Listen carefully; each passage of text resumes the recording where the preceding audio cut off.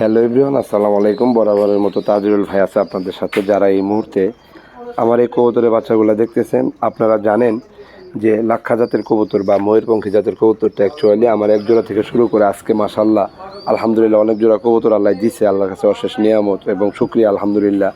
তো এই বাচ্চাগুলা বাবা মার কাছ থেকে আলাদা করার পর যে আমি তাদেরকে কিভাবে পর্যবেক্ষণ করি এবং কিভাবে খাবার দাবার খাওয়াই, সেই অনুপাতে বা সেই একটা ভিডিও সিমটম কিন্তু আপনাদেরকে দেখাইতেছি। আপনারা যারা এই মুহূর্তে ভিডিওটি দেখতেছেন, অবশ্য এই ভিডিওটি কেমন লাগলো বা বাচ্চাগুলো আসলে আপনার কাছে কেমন লাগছে সেটা অবশ্যই কমেন্ট করে জানাবেন।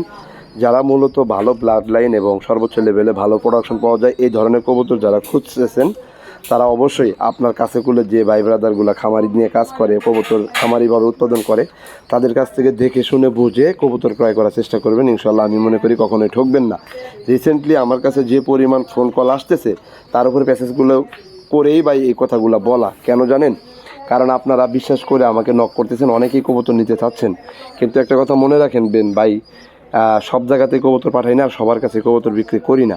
কবুতর মূলত তাদের কাছেই দিতেছি যারা আসলে আমার সাথে একটা বন্ডিং তৈরি করে রাখতে পারবে এবং আমার সাথে একটা রিলেশন বজায় রাখতে পারবে, তাদেরকেই কবুতরগুলো দিয়ে থাকি। টাকা পয়সা আজকে আছে কালকে নাই, তো সেটা বড় বিষয় না। বড় বিষয় হলো ভালো একটা প্রোডাক্ট, ভালো একটা বীজ যাতে আপনার কাছে আমি পৌঁছাই দিতে পারি, যাতে করে সুন্দর একটা চারা উৎপাদন করতে পারেন।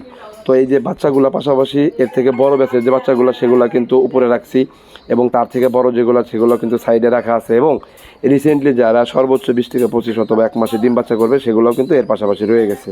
ভালো থাকবেন সবাই।